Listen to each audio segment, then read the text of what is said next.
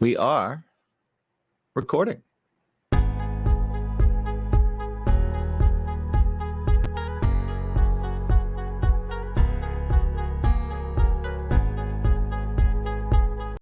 Now it feels long. It just feels long, but still, like,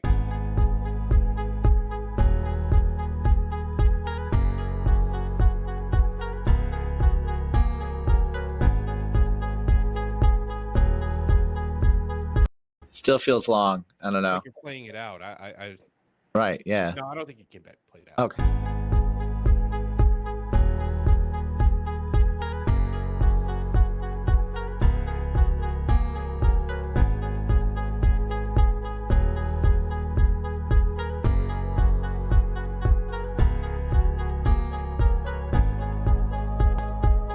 Are you sure it's not too much? I mean, Do you think it's snow or bubbles?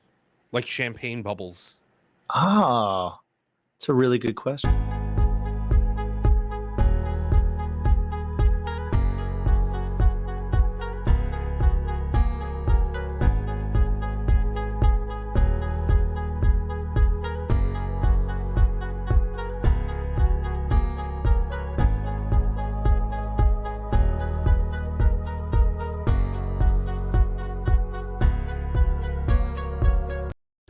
Definitely bubbles. I kind of see snowflakes. I see snowflakes, absolutely, but they're going up. Maybe it's ash. Oh. Think about that one. Oh. Could be ash. I think so. All right. It's been settled. Okay. Well, if there is any question, don't forget to leave comments in, Yeah, where the comments go. Stuff go. Bacon! Bacon is my podcast! Bacon! Bacon is my... Bacon! Bacon is my podcast! Bacon! Bacon is my...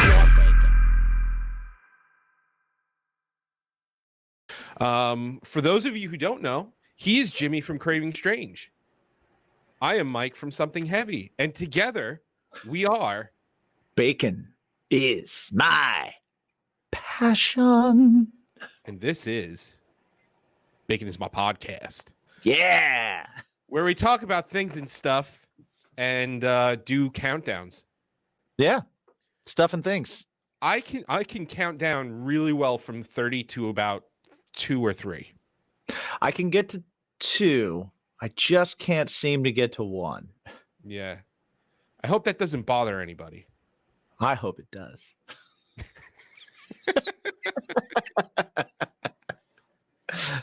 I hope it's so annoying. I gotta say that and I'm sure people are losing their minds. That was like the 3rd time we've done it. Yeah. 4th time. Something like that, yeah. And yeah, it's not gonna go away. No, that's a feature. That's a thing. that is a with great power comes great responsibility. That's and I am irresponsible. He yields the power. With this power. I wield it haphazardly. With reckless abandon. Did you say haphazard? Haphazardly. I thought you said haphazard. I was like, dummy. It might have come out. I wonder how. We'll have to play it back. It might have come out like that. Sometimes when I say things, I've found this. I don't know if it's like an accent thing, or I think we've talked about accents on the show before. Yeah. But sometimes when I say things, letters that are not in the word happen, and I don't know why that is. Yeah, well, it's funny because now my family has adopted the way you say bagel. And you say bagel. So now Jen will walk around the house and go, "Hey, it's Sunday. You should go get some bagels." And I was like, "Man, Indiana accents." When you say it and when I say it, it sounds different to me. Right. Like I feel like I say bagel. No, you don't say bagel. You say bagel. Bagel. I feel like you make fun of me saying that I say bagel. And I don't feel like I say bagel. You make fun of it. I feel like I say bagel. Show about it. I feel it's a long A. Bagel. No, no, it's bagel. It's totally bagel. Go back to the archives. You'll I'll see. have to look. I'll have to look. Yeah. Maybe I'm learning. Maybe I'm growing and learning. Maybe you're learning how to speak. Could be. About Could time. be. It is about time. You would think. You would think at this point. Yeah, after 27 years on this earth, you should Still put an L in both. So before we move forward, of course, we're gonna give a shout out to our sponsors at Poddex. Yes. The mighty. The mighty Poddex. Thank them. It's upside down. It's like that. Well, one of scene- them's upside down and one of them's right side up, so that I can be like, how about this way? Yeah, it's still upside down though. But one of them's right side up, so how about It's this like way? it's like in Major League 2 when Charlie Sheen was holding the How about the this? right guard upside down. Hediferous, Misferous, Hertophorus. It's upside Well, down. perhaps Upside down. perhaps someone is watching the podcast upside down, Maybe. and therefore Maybe they're not. Maybe they're not watching the podcast at all, and we're wasting a ton of people's time right now. that is also very likely. Yeah. More likely, in fact. More likely, yeah. So anyway, Poddex is a lot like Cards for Humanity or Cards Against Humanity. Against. That's it. Yeah, that's whatever. You know And, the card games where they like give you fun questions to answer that make you look across the table at someone you know and go, I know how you want to answer this, but I don't know if you're gonna answer it this way because we're in polite company. yeah, It's like and that. That's what these guys do, but Yeah. they're better, a lot Yeah, better. absolutely. And So if much you go fun. to poddex.com, you can put in the promo code BACON and get 10% off your order. Greatest promo code ever. Right. I don't think we can plug that promo code any more than we have. But I think you guys should all use it way Yes, more you than should you definitely do. use it. Yeah, absolutely should use it. I used it. I got my Poddex.com. 10% off. I got my Yeah. 10% off, and I was very happy about it. Yeah, and if you want to help the show out, of course, you know the promo code lets them know you're listening to us and that you were referred to them by us, and you know it's kind of like, hey, tell them Bacon sent you, and then they're gonna Yeah. be like, oh, Bacon's awesome. And Yeah. Bacon's powered by Right, Poddex, and you're powered by Bacon. right, so hashtag powered by Poddex. It's Poddex. Yeah, I don't have any cool slogans. That's all right. Powered by Poddex. Yeah. They already have They a gave cool it- slogan. Yeah, they That's gave it what's to great us about it. already. So what are you drinking there, buddy? I've got just some regular old Jameson. I took it from inside the house. I didn't take it from the decanter today. From the Globe of Greatness. Yeah, it's got I have a little globe of greatness. I have my okay. ice ball. Your fun today. little ice ball. So I brought ice balls here to the studio, Mhm. and I do not have horrible apple pie moonshine today. I have Jameson IPA edition. Not a sponsor. All right, so I know, not a sponsor, not yet. I got to tell you that Rowan Co. From a few weeks back, like back towards the beginning of the show, I love that stuff, man. That's Yeah. becoming like, but I can't. So there's a liquor store up the block from me. They have posters plastered all over, and I'm like, hey, can I get one of those posters? No, you cannot have a poster. It's like, okay, well, I would like to buy a bottle of that liquor. Can I have a bottle of that Rowan Co? No, we don't have any. It's like, are you kidding me? They're advertising They're advertising it. They literally had 2 bottles, and I bought the first one. right. And I went back a few weeks later, and I bought the second one. Okay. And then they put 14 posters on the wall, literally 14 of the 12 by 24 posters, and they still don't have it. And you know what? Now they're going to be like, nah, we don't order it because it doesn't sell. Right. They're like, it doesn't sell because you don't have it. But they have plenty. It's like I believe in Harvey Dent. Supply and demand, brother. Yeah, I demanded it. I bought 2 bottles of Yeah. it. You did your part. It's disheartening. But I like, long story short, I like stouts better than I like IPAs, but the IPA edition of the Jameson Caskmates, I actually think I like better. Do you? I still like the stout cask makes better than the IPA, but I do like them both very much. Yeah. I'm a big fan of both of them. Um, I will reach for those over Jameson Black, over over regular Jameson. Like I'll always go for one of those if I see it before I'll go for anything else, really. Because price wise, it's like the same, and it just smooth, man. They taste delightful. Yeah. They do delightful things on my tongue pieces that send messages to my brain that say you like this. Yes. Yeah. I go for the regular Jameson most of the time because it's cost effective. It is. And I get the really big bottle because we're usually together filming the podcast. Yes, yeah. So that's that when that that's why when I bring bottles over, I usually bring two because right. which is not cost effective, especially when I drop one. Especially when you drop them. Yeah. But although I will say after the holidays, I do have more whiskey represented in my apartment or in my house now than I did before the holidays. A bigger repertoire. Yeah, if anybody remembers, there were a couple times where I really didn't have any left. Mystery flask. Mystery flask, and so now I'm a little more represented, because people get me whiskey for Christmas and stuff. Right. People know that you like the whiskey, and they do. Actually, so my boss hooked me up, and he got me these like Johnny Walker bottles, like these little bottles where it goes all the way from black to blue. Ooh, nice. So it's like they make little bottles of blue. Yeah, it's a smaller bottle. So what I propose is that next time we're here together in the studio, we can partake in all of them. Oh, taste test! I love it. Taste testing. Let's run the gauntlet. Maybe we put it on the Patreon, like we have the other whiskey tasting. I like it. Yes, absolutely. Okay. So let's do that. Okay, cool. Coming up with ideas for new shows, right here. That's what we do. Right here, live. Right here, live with you. Like spitballing. I think that's kind of what makes what we do a lot of fun, because we can spitball pretty well. Yeah. And also we don't take each other or take ourselves too seriously. Yeah, well, I don't take you seriously either. Yeah. I don't take either of us seriously. I walked right into that one. I totally walked into that one.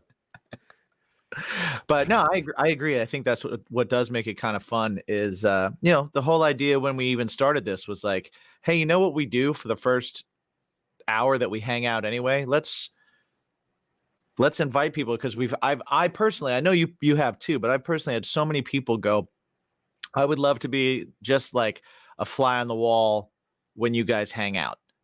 Or like, can I just come sit in the studio? I'll be quiet. I just want to like, yeah, I've had a few of those. Be in the room seeing what the hell you guys do and how you come up with things and when you hang out and stuff. So we thought, hey, well, let's do that. Let's let everybody do that. Invite everyone. I think it's amazing how many people think that we're way more productive than we actually are. Yeah, it's you know what we're good at? We are good at rolling with something and making the best out of whatever we have. Okay. Yeah. Right. Yeah. So if we get in a room together and we come up with, like, one of us comes up with an idea for a podcast, the other one can roll with it and we could talk about that for an hour. Yeah. If one of us comes up with a guitar part, the other one can roll with that and we can write a song around it. Yeah. Because we don't get caught up in, like, let's make sure that this is quality. Let's make sure. Let's really make sure that what we're putting out is top notch. We don't mess with that. We're just like, you know what? It's going to be as good as it can possibly be. And sometimes that's going to be great. And sometimes it's not, but it's going to happen. Yeah. Yeah. You're right. You're right. We just make things happen. The only thing is that we have I mean, what did I count when we first started getting back together and writing? How many songs did I end up counting on the hard drives that we What was did? it, like 12 or something? No, Or it might no, have it been was more more than than that. like that were kind of done. Yeah, it was more like 18 almost. Well, in various stages, yeah, because there was Yeah. some that's just music and some that's like, Yeah, that's true. um, just a lot of wackiness or like a chorus or something like that. But yeah, Yeah. there's so much stuff that that needs to happen. Yeah. And then, but we just like to waste our time on podcasts. Yeah, but instead of doing that, Right. we started doing this, and for some reason, a couple people like it, and that's all we need to just make this our routine. Yeah, we just need to keep going. You like us? Cool. We'll keep doing it. Yeah. I just yeah, man. You're right. That's we take something, whatever it is, and we make it as good as it's going to get that night Yeah, because we forget about it after that. exactly. I think that's a wonderful way to live. That was the best part about getting back together and like looking back and clicking on these tracks that have various none of them have real titles.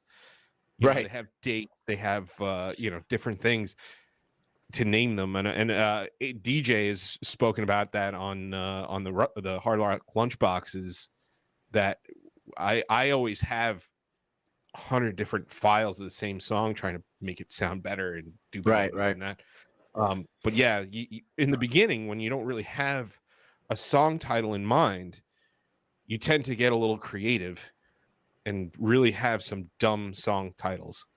And when you revisit them 18 months later, it makes for even more of a good time because you're like, holy shit, this is actually really good. So do you have well, I'm sure you do, but think back to like all the songs that you've released or played live with all of the bands that you've been in, right? Mhm. Can you pinpoint like a song that that you still on a set list would write the title that is not the title of the song as it came out?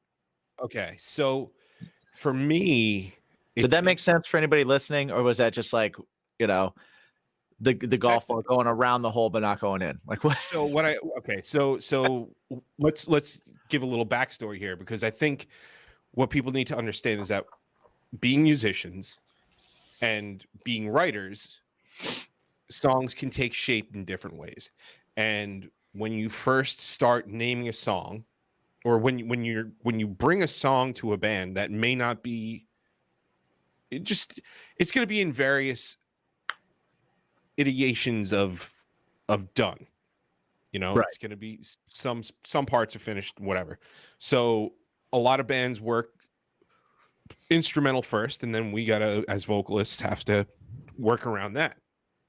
So before we actually come up with the real title, they have placeholders. That's the best way to describe it, is FPO, for position only. right. So a lot of times, especially when people are not the vocalist, you can't refer to it as the new title because everybody will go, what song is that? Right. And then you're like, you're a jerk. Exactly. I've renamed the song because it's the real title. Because it means something. Yeah. So It's not your dumb title that you know. Yeah. So for me, okay. So I took it as a challenge. So for anybody who's been in a band with me knows, and I was in a band with Dan, and he's pretty eloquent with words and things of that nature. And what they would kind of do is just say, this song should be named this. And I would go, okay, I'll write to that. It was very rare that and Joey Nunn was in, or Joey DeMacco was in one of my bands as well. And he he comes up with some pretty creative titles too. And when you don't have any words to work with yet, you know, you just kind of go, okay, cool, that's a direction. I'll take it. I mean, I've written songs named everything from Meatbox. Yeah, yeah, that's a fun story. hot. Meatbox. I mean, on our first record, one of my coworkers came up to me and he goes, "The next song you write needs to be called 'Bury Me Face Down So You Could Kiss My Ass Goodbye.'" And I said, "Okay, I'm gonna do it," and I did. And you did, and you Yeah. did that. Yeah, I've done that a bunch of times. I don't think I've ever had a lot of pushback because, not that I remember. I think in the LTOB days there were a few songs that were kind of slow to take shape, and I think a lot of songs get parodied by band members after they're recorded, and then they change the name. Yes, I can see that. Yeah, so that's kind of where that lies. So no, I really don't remember any. I'm sure there's got to be one or two, in the past, but none that come to mind right now. What about you? You got I plethora? have I have one that always sticks out to me. And I'm one of those people that I don't want anything to matter. But I am also a writer, so when it comes to like naming the song and the lyrics and all that stuff, the back of my brain, my lizard brain goes, it has to matter. It has to make sense. It has to matter. So it's like I find myself we've put ridiculous song titles on things or song titles that don't have anything to do with the song, things like that. And there's just something about it that like the back of my brain won't allow me to like it as much. I'll just be like, this doesn't make sense. This is dumb. Because when I was coming up, I was kind of, I was always in bands and I was always working with writers that I really respected and that I learned a lot from. But I had that habit of like learning the way they did it and thinking that that was the right way to do it. And then just continuing to do it that way until something forced me to find another way around it. I had to break myself of that habit for a long time, but it still sticks with titling songs for some reason. And we have Craven Strange has a song called You'll Never Know. And it's on our Besides record. And it was written and recorded for the Save Yourself album, but it wasn't recorded. It was written and gonna be on that album, but it just didn't quite make it as far as like being done. And it didn't fit at all on the Life Exceptional record. Sonically, feel, anything like that. So our album Besides was songs that were written that could have been on either of those records that just didn't fit on them. Right. So that song for the longest time in the studio, because of my drummer at the time, Jimmy Tassone, was called No Newton. I don't know why. I have no idea what it means. That's just what he called it. I'm suspicious that he misheard some lyrics because he often did that. He always got my lyrics wrong. He got lyrics wrong for every band on everything, and when he gets lyrics wrong, they're hilariously wrong, but he thinks they're like legit, like this is what they are.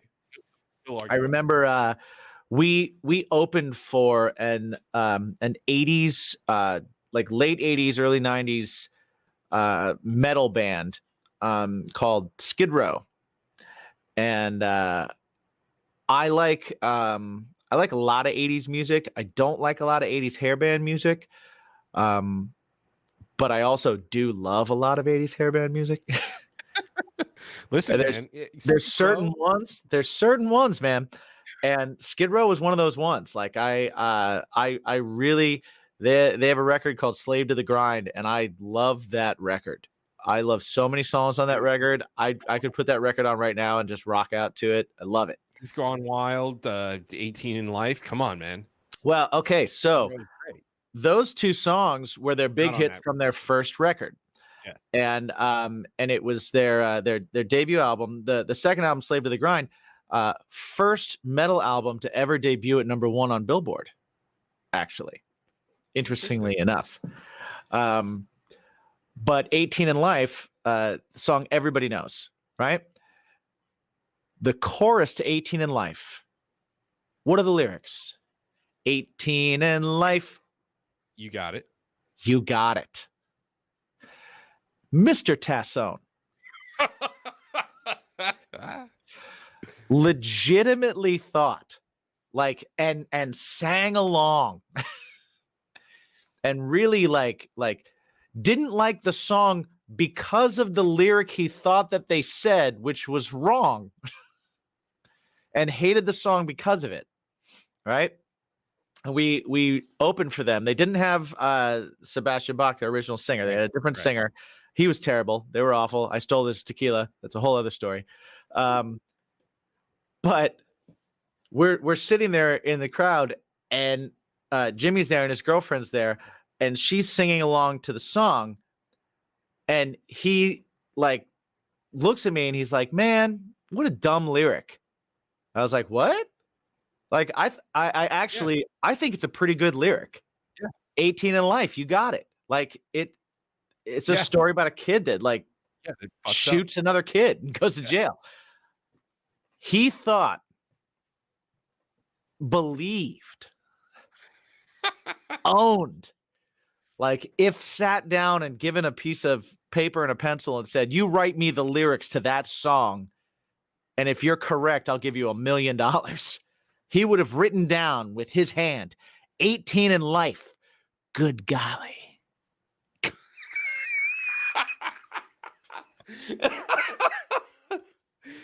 What do you think that? What? Oh my God. 18 in life. Good golly. That. My God. Right? This isn't a Dick Van Dyke. Right, exactly.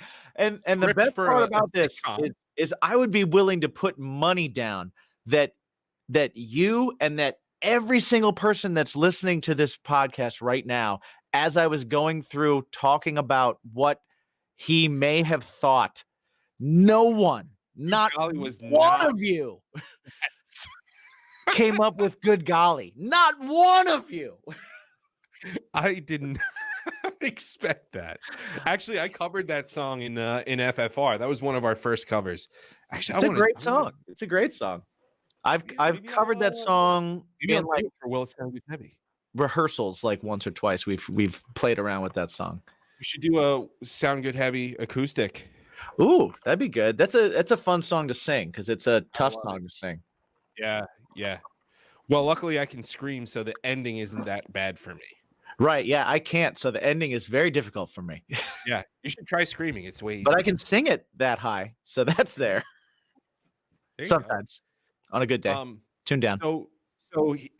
Okay. So going back to the original. Right. So our song, You'll Never Know, I don't know what lyrics might have led him to think no Newton, but that's the only thing I can think of because he made a list of songs.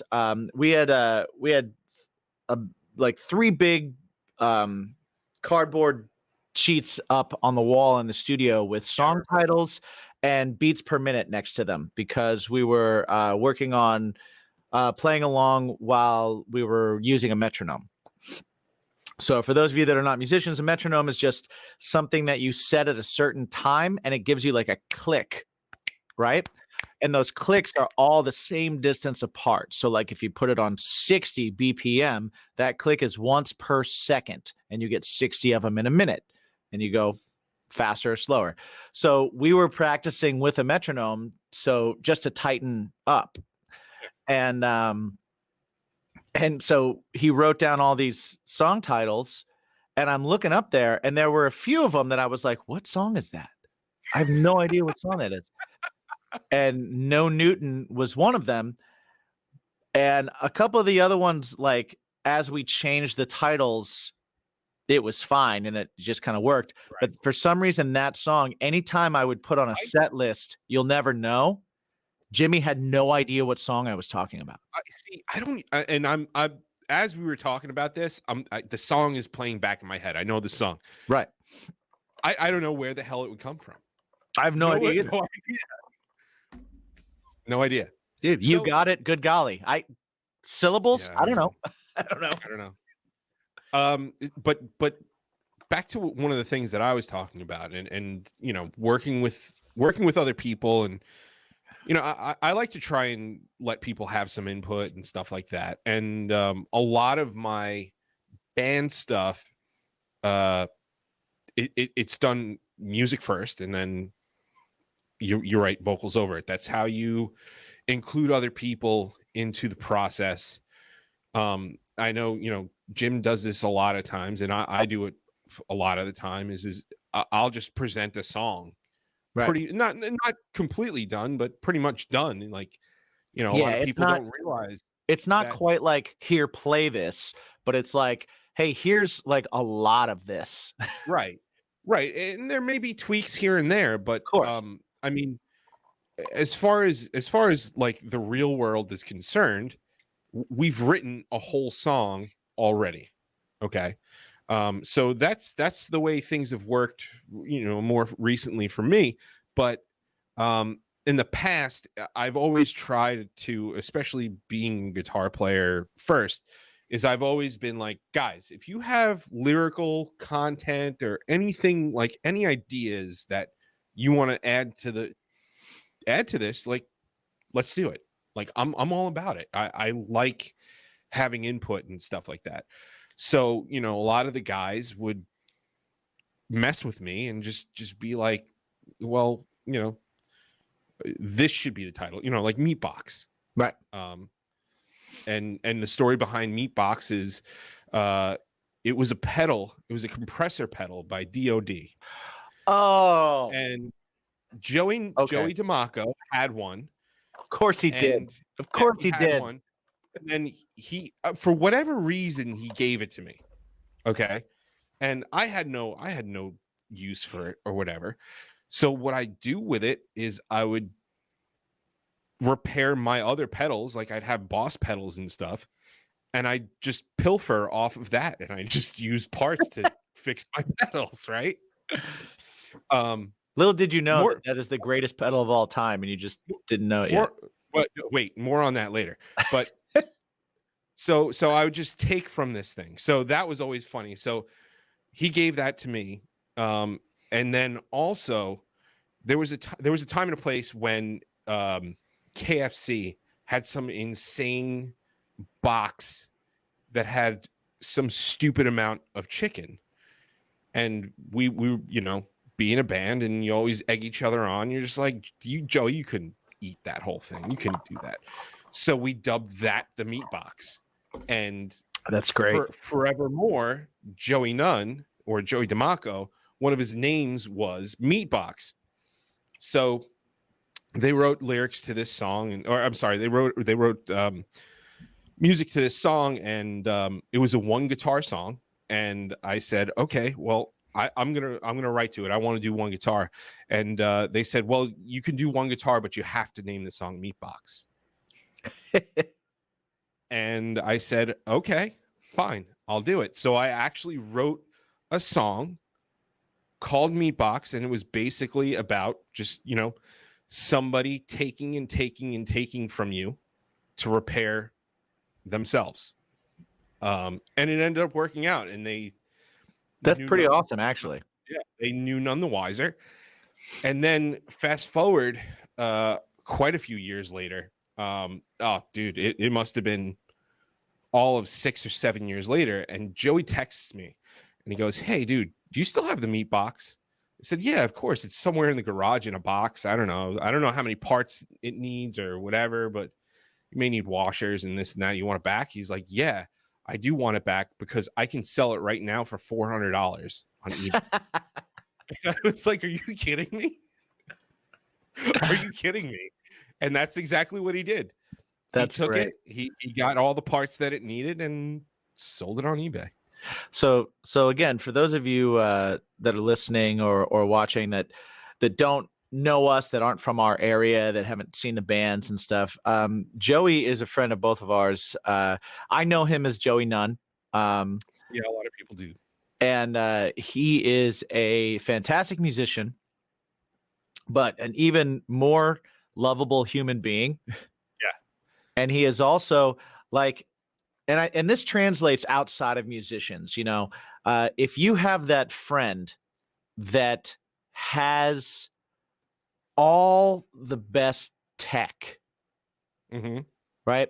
Everything. He has the best mechanical pencil because he read reviews on mechanical pencils before he ordered one. Yeah. And he didn't even really need one. He just saw one once and said, I'm going to buy one, and then had to do an hour's worth of research first. Yeah. Right? That's Joey. Yeah. And Joey's stuff, if Joey brings in gear, his gear is awesome. Top notch. His tone Always. is Always. awesome. Always. Like he's one of those guys, man. He knows his stuff, and he researches it, and so your friend that has the best cast iron skillet, Yeah. that's your Joey Nunn. Yeah. You know, your you know friend what's that did 10 hours of research before he bought his TV, that's your Joey Nunn. Yeah. You want to know something crazy? I've known Joey Nunn since sophomore year of high school. Really? Yeah. I met Joey when he was in a band called the Mercurial, and I was in a band called Sick as Monday, and we played shows together. And I liked him, but I didn't like anybody else in his band. But we wanted to play shows with them because they always drew a crowd, and they were pretty popular, and people knew who they were, and we wanted to be a band that people knew who we were, and people showed up and stuff like that. So we played a few shows with them, but it was hard to get shows with them because they were hard to talk to. And then Joey joined Sear after he was with you guys. Yeah. And then Like, I was psyched when he was with you guys because I was like, oh, cool. I love this band and I like everybody in it. And I get to be friends with Joey and not dislike the other guys in his band. Now, full disclosure, when I was in Sick as Monday, there were probably a lot of people that disliked me as well. That was cocaine and vodka, Jimmy G. Who was not great quality. No, not great quality. Yeah, those two things brought out the worst in me. Yeah. Whereas whiskey brings out the best. Yeah. So I've known him since then, which was probably, I don't know, maybe 12 years ago, 13 years ago. Probably. Something like that, right? Around like 2008, maybe, actually. Probably around that. 2007? Maybe earlier. I don't even know. Probably Yeah, it's been a long time. Yeah. But I love that guy. Oh, I love that guy. So after my long diatribe, have you ever been told by band members, like, if after you wrote an instrumental part or whatever it is, have you ever been told by somebody, this is the title of the song, and then you write around it? No, I am not. Oh man, it's I would like to. I would honestly like to. I'm trying really hard to get there. I have always been the central writer of every project that I've been a part of until I started working with you. Right.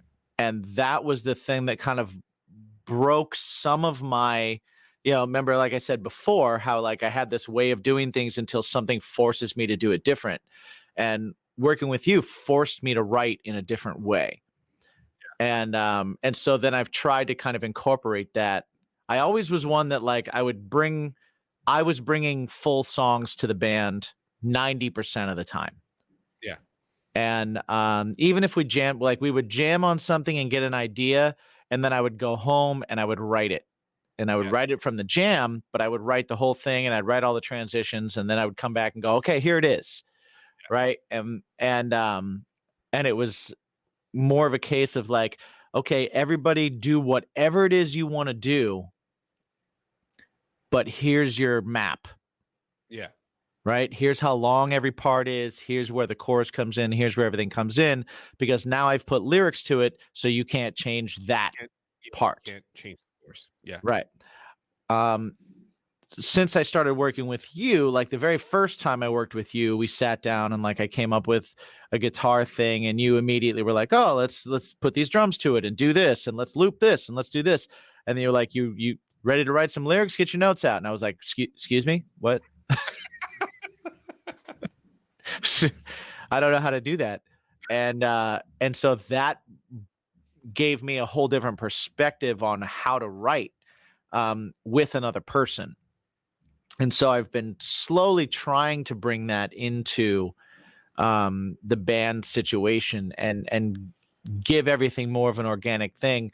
And it's tough sometimes because it feels a lot of the times like, man, this would go a lot quicker if everybody just left me alone and I went home and I wrote it and I came back and we did it.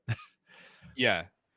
But it's I like the challenge and I like trying to do it in a different way.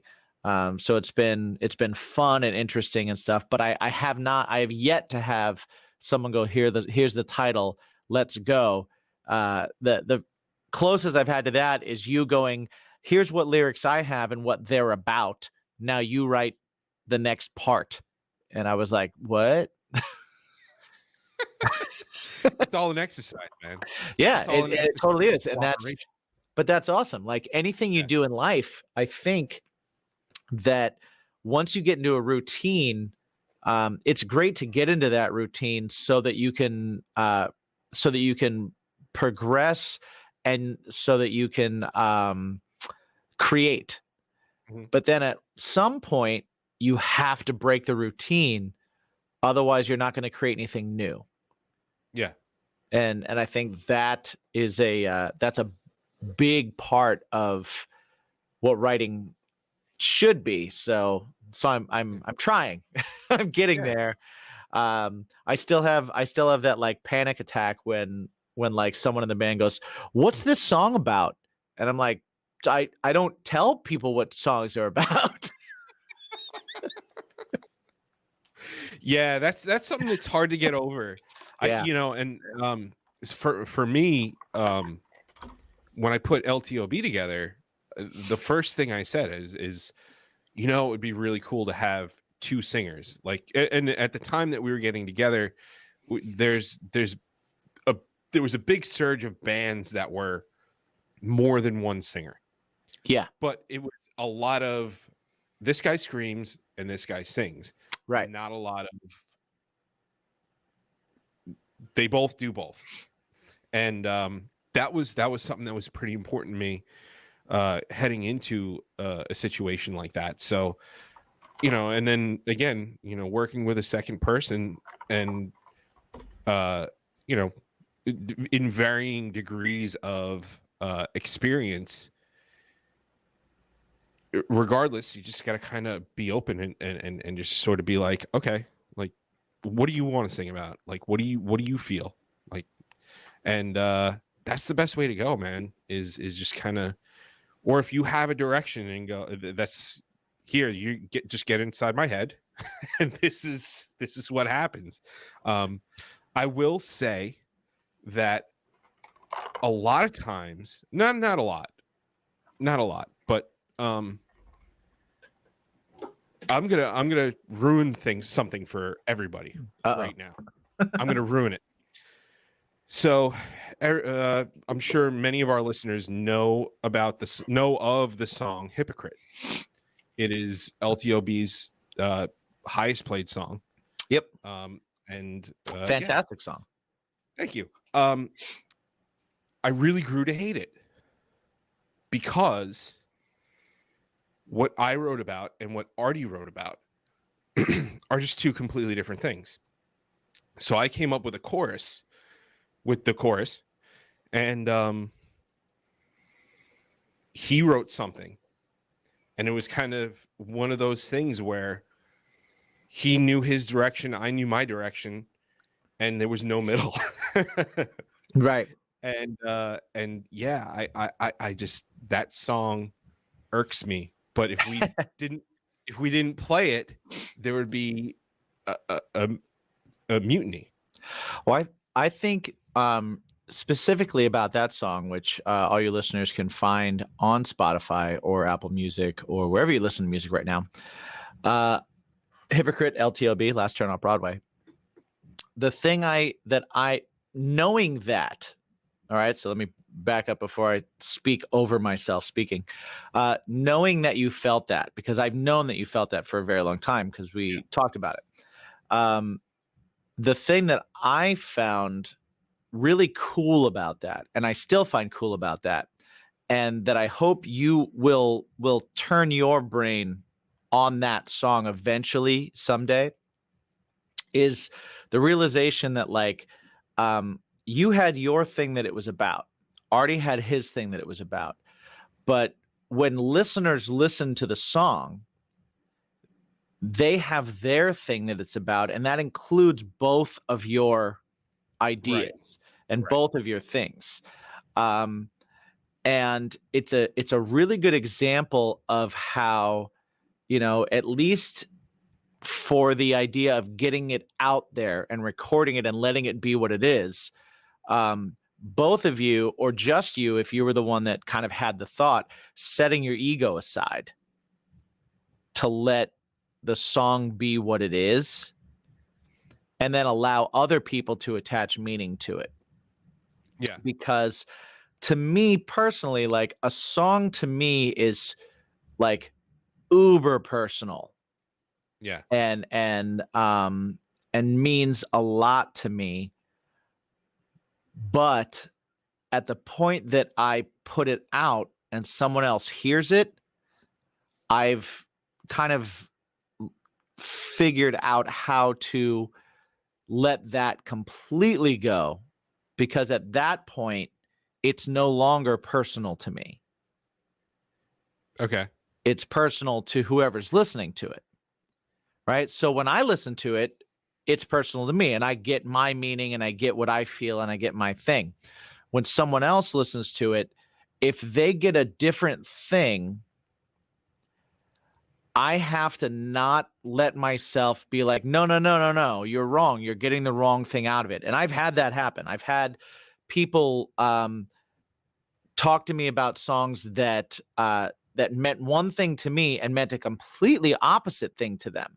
Right. And I couldn't believe that, because I was like, how are you getting the opposite meaning out of what I am putting out there? But I have to go, okay, I'm not you. I'm not in your head. I'm not your brain. I'm not your experiences. I'm not your upbringing. I'm not your life. So you get what you get out of it. I have to go, okay, I wrote it for me. I made it for me, but I put it out for you. Okay. Once it's out there, it's for everyone who's listening to it. And the fact that anyone is getting something out of it means that you like succeeded over and above anything that you could have ever imagined when you wrote the song. Because you didn't write the song going, I want this to change someone's mind about something or to reach them. You wrote the song going like, this is how I feel right now. Yeah. Right? So the song succeeded already when you wrote your part. It didn't succeed when he wrote his part.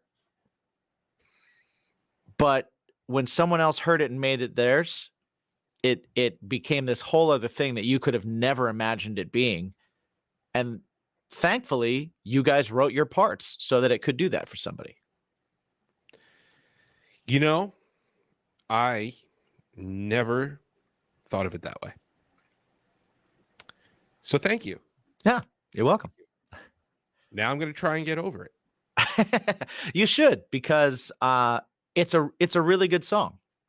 I'm a fan of the song, and I know a lot of people that are huge fans of the song, Yeah. and maybe there's people that don't get any meaning out of it at all and just are into it because of how great of a jumper it is, because it Yeah. is.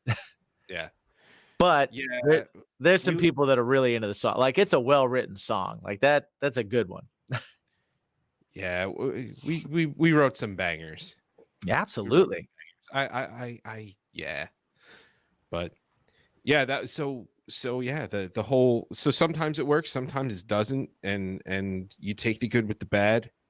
And that's something for me. I've always just I've the way that my musical career has moved forward is I've always had to change the way I did things. So from like high school to, you know, first half year of college, was just me being a guitar player, me coming up with instrumentals and somebody else singing over them and this and that.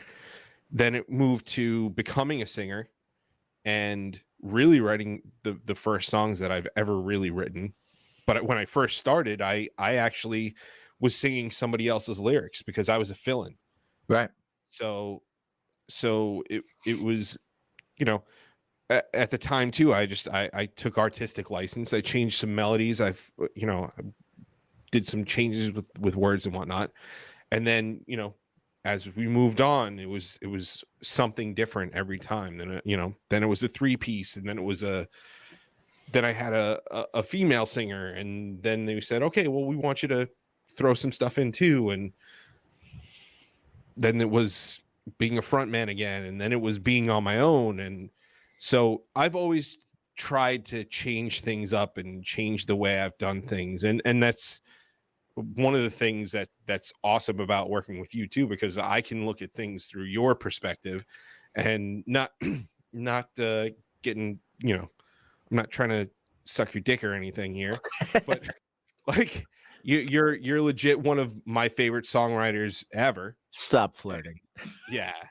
But like legit, like you're one of my favorite songwriters ever. And the fact that I get to work with you and get your perspective on stuff, I think it works out really well. I like it. That's cool. I appreciate it. Working with you was a lesson for me in checking my ego. And that's not to say, like, I don't think that I'm egotistical, but I definitely have an ego. You know, we all do. We all have an ego. We all think that we're at some point, right? And I walked into the situation writing with you, thinking like, okay, cool, we're equals, right? But I came in and you had this whole, like, a year's worth or more, but a year's worth of experience in working with another singer that I didn't have. And some of your experiences in, like you were just saying, changing what you're doing. I've never been in a band where I sang someone else's lyrics. I've never been a placeholder. I've never, like, I auditioned for a couple bands when I moved to New York that gave me lyrics to do and stuff like that. And those bands never went anywhere. Right. And so, the closest I got was being in a duo where with my good buddy Brian Speaker, who pretty much from high school, junior high on, taught me how to be a singer and taught me how to be a writer and taught me how to be. So it was just easy to just follow. I just kind of followed his lead. But we each wrote our own lyrics, we wrote our own songs, and then we jumped together as a duo. And so coming and working with you, I had that mindset of like, oh, it's probably going to be like that, where, like, we're two songwriters and we're going to come together and we're going to just do this thing. And it was immediately a thing like, hey man, like, you haven't done this as much as he has. And he's also, like, looking at you right now and going, what do you got? and you don't have anything. So you should probably come up with something. You know, it was a really good moment of like, all right, bud, check your ego and learn here. You know, like don't assume you're coming in this as an equal right now. Don't look at what you've quote unquote done or released or have already as though it's a part of this or worth anything. Like you've got to produce. Like, and you've got to produce, and he's producing quickly and right now, and he's asking you to produce. So produce. And it was a really cool thing. And it was, like I said, it was like it's an ego check, and it's a kind of calling you out on like okay, you're a songwriter, right? All right, you're a guitar player, play. You know, you do this, so go. You know, not like what have you got? What have I got? Let's talk about it for a while. Let's bring things in for a while, you know. Let me learn your thing and let you learn my thing. It was like from zero, let's do this thing. And you were like, all right, this is what I'm doing already. Fit yourself in. And I was like, oh shit, I gotta fit myself in. Well, I mean, okay, so And it was awesome. Like it was super cool, and I needed it. I needed that. And so I appreciate that. So so your compliment comes right back to you because you've made me a better songwriter in the past since we've been working together, because you pushed me to do it differently and you pushed me to do something else. And that, like, I appreciate the shit out of that, because that's awesome. That's why I'm here to do it anyway. I'm not here to do what I do and then be done. I'm here to like do something and have somebody go, yeah, it's all right. Do better. Do it different. Find a new way. Yeah, and you know, that's the reason why I was like that, is because a lot of band situations. So, you know, I'm not going to say which bands or what people or whatever, but I'd literally show up and they'd be like, okay, what do you have?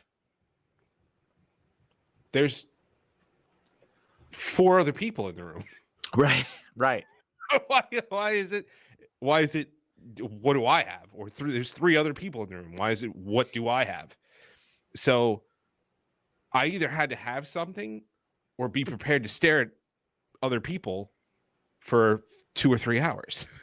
Yeah. No, and that's great, because I've had that same experience, and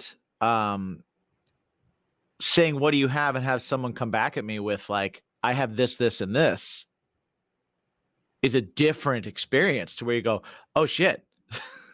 Well, yeah, I have to build on that now, because it's there. It exists. You have something. It was like, I wasn't aware you were going to have something. I didn't have anything prepared for that answer.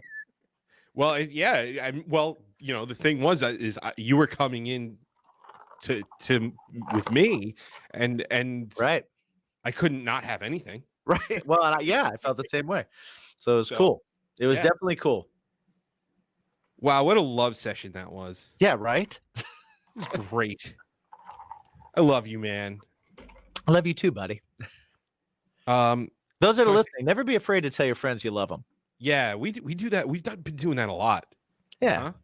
You know what? Actually, I hate, and I'm going to say this right now. I hate. I understand it. But I hate it. I hate that, like, guy friends of mine, when we have like a moment like that, I go, man, I love you.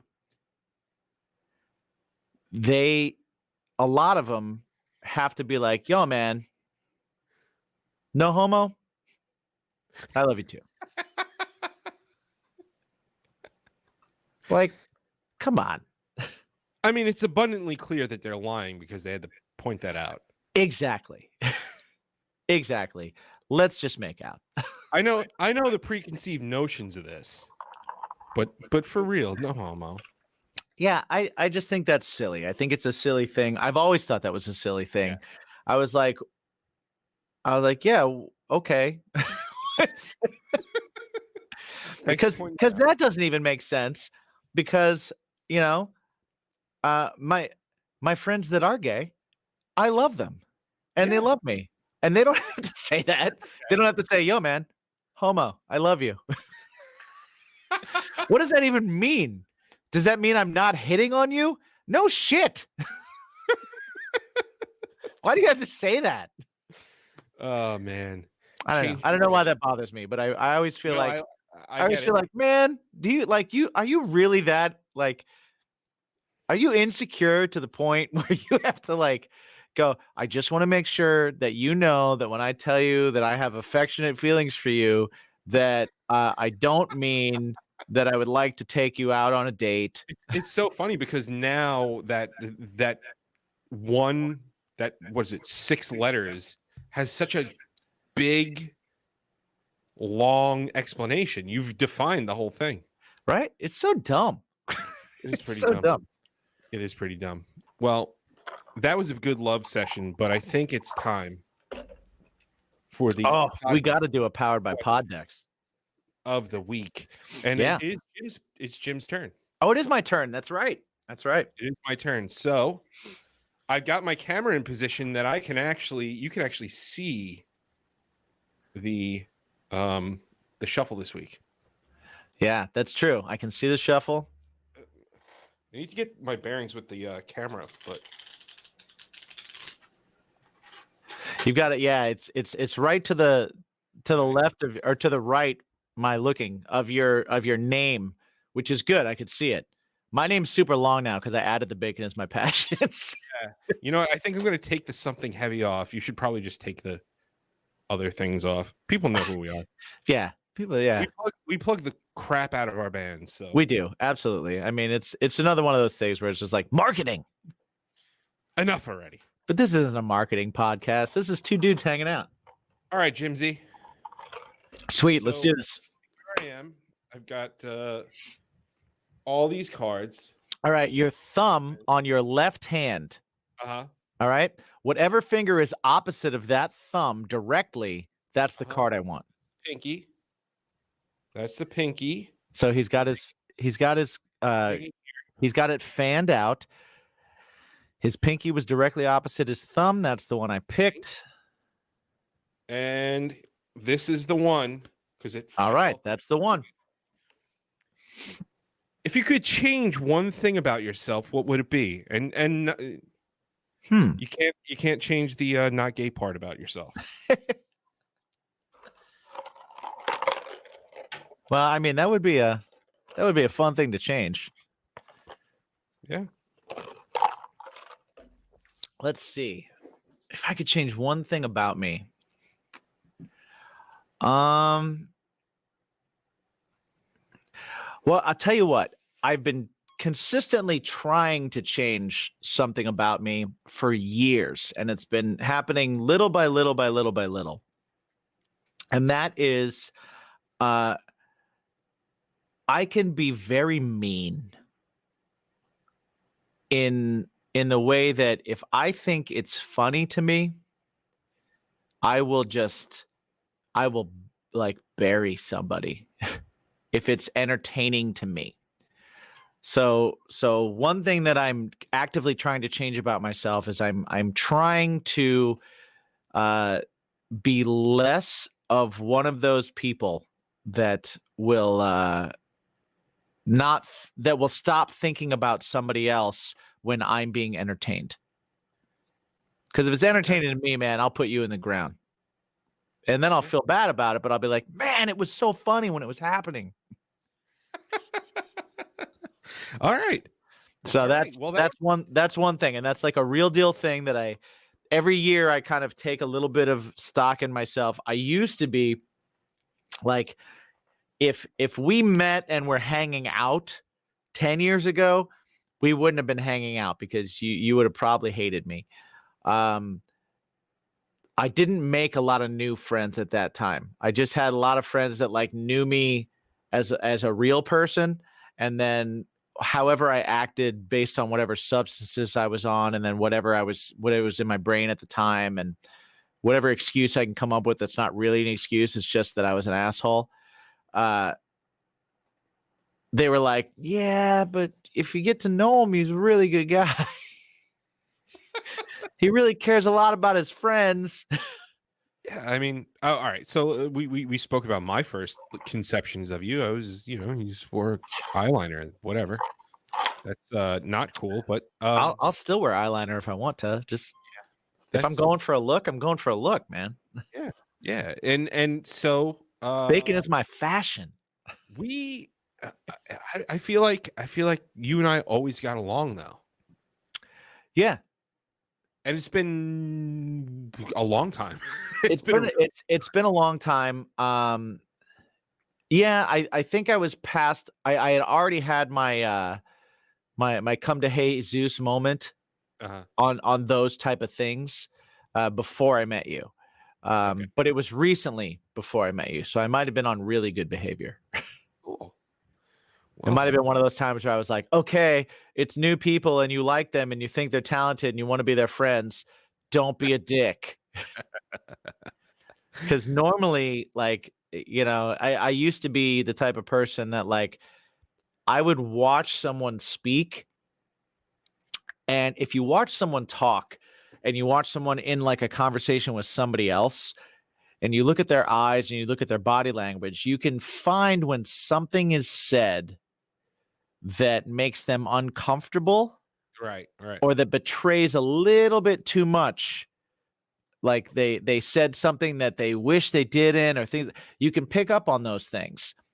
And then if you're a total dick, you can take those things and you can make those the center of attention for the rest of your time while you're with that person, to make everyone else around them laugh. And Yeah. And it's a dick move. It's a dick move, and you shouldn't do it. Proving to everybody how clever you are isn't always the way to go. Yeah. Yeah. Well, with that said, we should. With great power comes great responsibility, man. Yeah, I mean, this was like, It's an Uncle Ben lesson.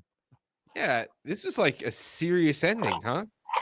So, I decided to go with the serious answer to the questions. hey, whatever, man. That's Sorry, cool. dude. Cool. I mean, okay, I wish that. No, you answered the question, and Finn. All right. Sorry. Okay. You get one answer. One thing you can change about yourself. I have one eye that squints more than the other one for some reason. I have a lazy eyelid. I would change that. Yeah, well, could be worse. Yeah. I could be like Bruce. My eyeballs could be in different Be directions. like, yeah. So we have the Patreon. Yeah. We have the website. We have the pod decks. So go to baconismypassion.com. Or baconismypodcast.com. Either one. Okay. It's either one. Either one. Whatever you remember. If you're someone that listens to the podcast a lot, so Bacon is my podcast is the thing that pops in your head, .com it. Yeah. If you're someone that listens to the music a lot and Bacon is my passion is the thing that you listen to a lot, .com it. It's going to go to the same spot. Same Right. spot. And through there, you can find Bacon is my Patreon, Yes. which will have additional content like Everything we have to edit. studio. Yeah, right. It's kind of like the Be Real. Yeah. But we're also going to do some live stream concerts and hangouts and things of that nature. Absolutely. Maybe- Some Maybe we can movie watch alongs and movie cooking. watch alongs, cooking with Mike and Jimmy yeah, separately and together. separately and together. Who knows? Yeah. Who knows what's going to go on Crazy. there? Let's get crazy on the Patreon. Yeah. Yeah. But also on the Bacon is my podcast page, we have the wonderful section of Bacon is my fashion, Yes. where we took some things that you may or may not have heard on the show. Hashtag Made them- professional, baby. In the shirts, in the merchandise. It's great. Don't you So- zest me. That's going to be soon. That's going to be up Don't You there. Zest Me is coming. That's coming. I'm trying to I want to find like a cartoon lemon zester Yes. So I can put it on there as like an icon. We're just making dumb stuff, guys. We're just making dumb stuff. And And if you have a honestly, request, if you buy a shirt, we get maybe like $2 from it because we don't want to charge that much. Mhm. But if enough of you buy shirts, all those $2 come in, and then if you're Patreon members and you hang out and watch movies with us and watch us do live streams and hang out and play music with us and stuff like that, then maybe once a month you can buy us a drink. yeah. We like drinks. You know, maybe we'll just do a video with as many of you as possible, and we'll just cheers. That's it. Ooh, I like it. Do a cheers video. Where everybody knows your name. Nah, I don't need everybody's name. So okay. I just need like vodka girl, whiskey dude. What's up, Jack Daniels girl? All right. Well, that's some stuff that we're gonna do. So Yeah. we're gonna do it. And So I hope you participate. And keep if you don't involved. participate, you're just missing out. Indeed. Indeed. And who wants to miss that? Who passes on bacon? Nobody. Nobody. I had extra bacon this morning. Because You ever been to a brunch? You pass on bacon? No. You know what happens? You get to the bacon section and it's empty because every asshole before you took all the bacon. So you wait. You wait. You'll finish your Fresh bacon meal. gets You'll drink your mimosa. You'll have a stomach ache because orange juice should not be mixed with champagne ever. But it's delicious. But it's your stomach's hurting, and you had eggs that were terrible and rubbery. And you waited, and you're full, and you waited, and they bring out the new bacon. And what do? You line up and you fill your plate with that sweet, sweet bacon. I love how it's always piled so high. Oh, Like that cover comes off, that it's kind of like a circular and just kind of go. how do they get it so brown? Yeah, I don't know. I've never made bacon as brown as bacon on a brunch line. Bacon wave, Jim. Yeah, does your micro bacon wave make bacon that brown? You've had the bacon wave from the microwave. It wasn't as brown as a brunch line, my friend. It was not. It was delicious. And the brunch line bacon is honestly like in the lower percentage of quality of bacon, to be honest. But it's bacon, so it's still awesome. But man, it's so brown. It looks like brown sugar. And I put brown sugar on my bacon, and it doesn't turn like that. Maybe they pulled it from the toilet. Maybe. Bye, everybody. See you.